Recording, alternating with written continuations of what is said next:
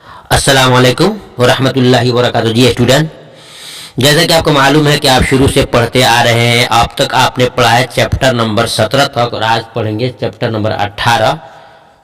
तो मेरा ये मामूल है पढ़ाने का कि मैं अपने स्टूडेंट को उस किताब का मुकम्मल चैप्टर पढ़ाता हूँ। चैप्टर पढ़ाने से पहले पहले उसके जो जीवनी है यानी हालात ज़िंदगी मुसन्निफ का उसको पढ़ाता हूँ। आज आप पढ़ेंगे चैप्टर नंबर 18 में लिखने वाले हैं ये असदुल्ला खान गालिब, मिर्जा असदुल्ला खान गालिब, और उन्होंने लिखा है गज़ल। चीज़ मैं आपको बता दूं, उन्होंने गज़ल लिखा है। गज़ल को दो पार्ट में कर दिया है, दो भाग में कर दिया है। नंबर 1 गज़ल है जिसका नाम है दायम पड़ा हुआ तेरे दर पर नहीं हूँ मैं, और निचला पार्ट में जो दिया है सब कहाँ कुछ लाला व गुल में नुमाया हो गई। ये दोनों पार्ट को आपको अलग अलग चैप्टर खोल करके, बुक को खोल करके देख लेना होगा, क्योंकि चैप्टर के पहले नज़म को, पहले गज़ल को लिख करके पूछा जाता है ये किसका है, तो आपको याद करना होगा, बताना होगा कि दायम पड़ा हुआ तेरे दर पर नहीं हूँ मैं, ये मिर्जा गालिब का है। और नीचे जो आता है कि सब कहाँ कुछ लाला व गुल में नुमाया हो गई, ये भी आपको मिर्जा गालिब ही का बताना। तो स्टूडेंट, आइए चैप्टर के अंदर क्वेश्चन बताने से पहले मैं आपको उनकी जीवनी बताता हूँ जो इम्तहान में बहुत इंपॉर्टेंट है, जिसको BBI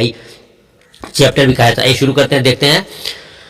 देखिए लिखा है असदुल्ला खान गालिब। जी स्टूडेंट, असदुल्ला खान गालिब, इनका नाम क्या है? देखिए मिर्जा गालिब, जिनका पूरा नाम असदुल्लाह बेग खान था, ये आपको याद कर लेना है। मिर्जा असदुल्लाह खान बेग है।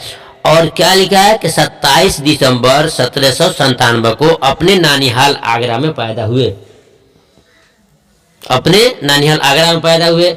आगरा में कहाँ पैदा हुए? आगरा में पैदा हुआ। जहाँ जहाँ मेन टॉपिक है वो घेर दूंगा, बाकी आपको पढ़ लेना होगा। अब उनके वालिद का नाम क्या है?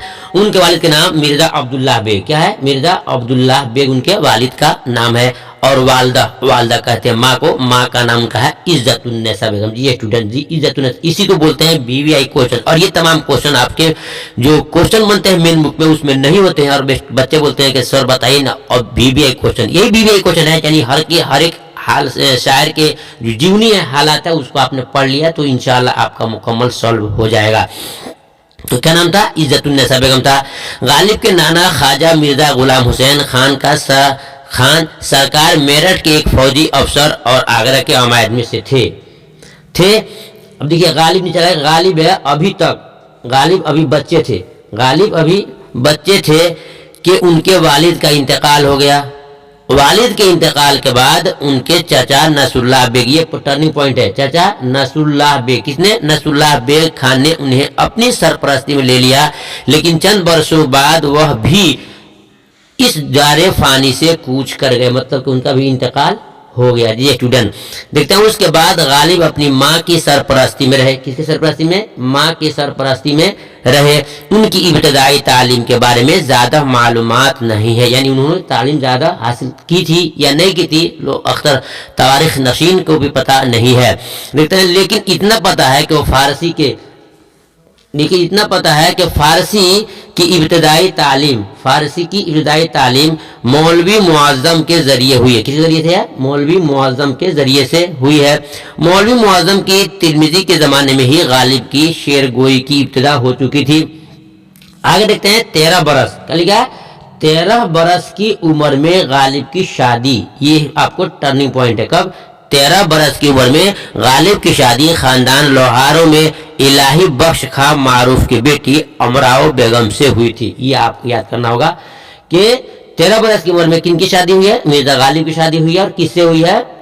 इलाही अमराओ बेगम से हुई है। बाप के ससुर का नाम क्या है? इलाही बख्श। क्या है? इलाही बख्श से हुई है। शादी के बाद चंद वर्षों बाद उन्होंने दिल्ली से मुस्तकिल सुकूनत इख्तियार कर ली। दिल्ली में, यानी कि दिल्ली में हमेशा के लिए रहने लगे।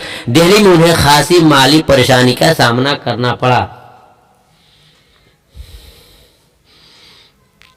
जहां जहां कहीं कहीं आपका हाथ चलेगा उसको इशारा पड़ेगा, आप लोग करना पड़ा।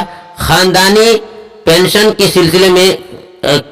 सिलसिले में उन्होंने कलकत्ता के तवील सफर किया। जी, लेकिन उन्हें नामुरादी हाथ लगी। जब उनका बाज़ाब्ता ताल्लुक़ क़दर मुअल्ला से हुआ तो हालात में कदरे बेहतरी आई, लेकिन गदर के हंगामे ने सारी बसाती पलट दी।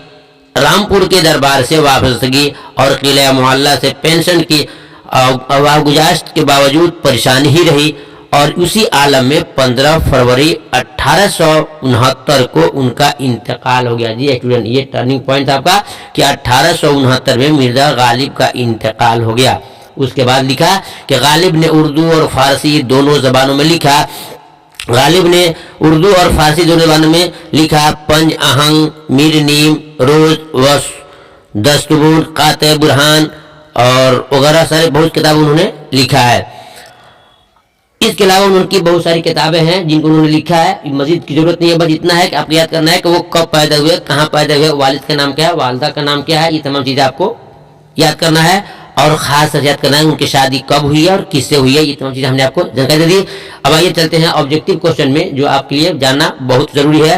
खास तौर से उनको जानना है कि इन्होंने कौन सा गजल लिखा है, उस गजल का नाम क्या है। आइए शुरू करते हैं। देखिए सवाल नंबर 1 में है कि दायम पड़ा हुआ तेरे दर पे नहीं हूं मैं, ये बात शायर ने किससे कही है। दायम पड़ा हुआ तेरे दर पर नहीं हूं मैं, ये बात शायर ने किससे कही है। जवाब देखिए लिखा है शायर ने बात शाह से कही है। शाह कहते हैं बादशाह को, किससे कही है, शाह से कही है। आगे देखते हैं सवाल नंबर 2 में कि शायर को कौन मिटाना चाहता है। ये जो आप जो क्वेश्चन देख रहे हैं ये ऑब्जेक्टिव क्वेश्चन आपकी मेन बुक का है। और जो पहले हमने बताया आपको इनके हालात में, इसको कहते हैं VBI क्वेश्चन, यानी ये क्वेश्चन आपसे पूछा जा सकता है, इसलिए इसको आपको वहां पढ़ना होगा। ये भी आपको इंशाल्लाह आगे मिल जाएगा।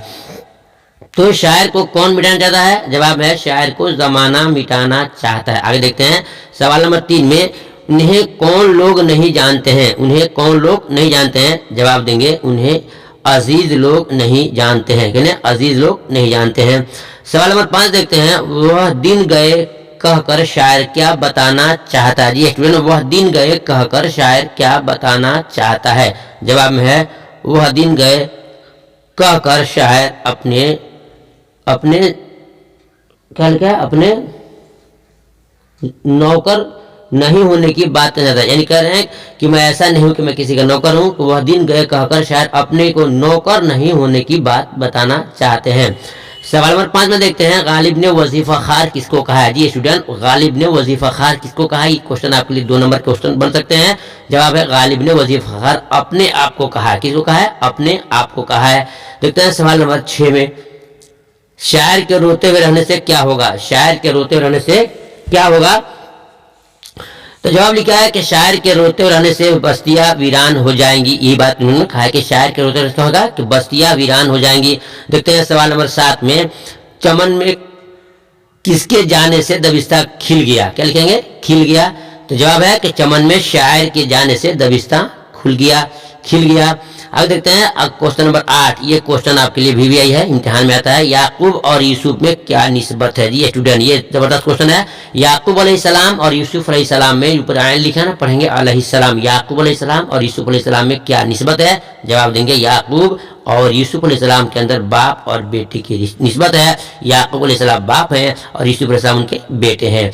ये स्टूडेंट आगे देखते हैं सवाल नंबर 9 में मुवाहिद किसे कहते हैं। ये भी क्वेश्चन आपसे पूछा जा सकता है। मुवाहिद किसे कहते हैं, जवाब होगा खुदा को एक मानने वाले को मुवाहिद कहते हैं। जी स्टूडेंट आगे देखते हैं सवाल नंबर 10 में रंज से खूगर होने से क्या मुराद है। रंज से खूगर होने से क्या मुराद है। जवाब होगा रंज से खूगर होने से मुराद रंज का आदी होना, यानी कि उसकी आदत पड़ जाना, इससे यही मुराद है स्टूडेंट।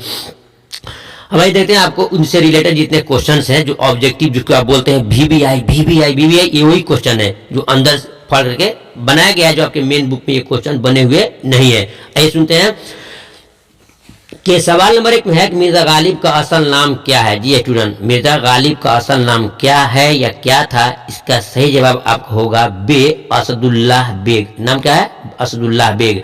देखते हैं सवाल नंबर 2 में मिर्जा गालिब के वालिद का क्या नाम था। जी स्टूडेंट, मिर्जा गालिब के वालिद क्या नाम था, इसका सही जवाब होगा आपको जीम, यानी अब्दुल्लाह बेग उनके वालिद साहब का नाम था। जी स्टूडेंट देखते हैं सवाल नंबर 3 में मिर्जा गालिब कब कहाँ पैदा हुए। जी स्टूडेंट, मिर्जा गालिब कब कहाँ पैदा हुए, दोनों सवाल है। तो जवाब स्पष्ट लिखा है कि मिर्जा गालिब आगरा में 1797 में पैदा हुए। देखते हैं सवाल नंबर 4 में मिर्जा गालिब के वालिदा का क्या नाम था। जी स्टूडेंट यहाँ देखिएगा ध्यान से, मिर्जा गालिब के वालिदा का क्या नाम था, इनका माँ का नाम पूछ रहा है। तो ऑप्शन अली में है शरफुन्नेसा और ऑप्शन बे में है अजीजुन्नेसा और जी में है इज्जतुन्नेसा। जी स्टूडेंट ये तीनों विकल्प गलत है। इसका सवाल नंबर कितना है, 4 है। इसका सही जवाब होगा जी होगा इज्जतुन्नेसा। जी स्टूडेंट इसका नाम होगा इज्जतुन्नसा। इज्जतुन्नसा ये सही है। देखते हैं सवाल नंबर 5 में। ये नीचे वाला क्वेश्चन मेरा कंफ्यूज हो रहा था कि सवाल नंबर 5 में मिर्जा गालिब की शादी कितनी उम्र में और किससे हुई है स्टूडेंट। मिर्जा गालिब की शादी कितनी उम्र में और किससे हुई है? तो इसके जवाब है कि 17 बरस की उम्र में।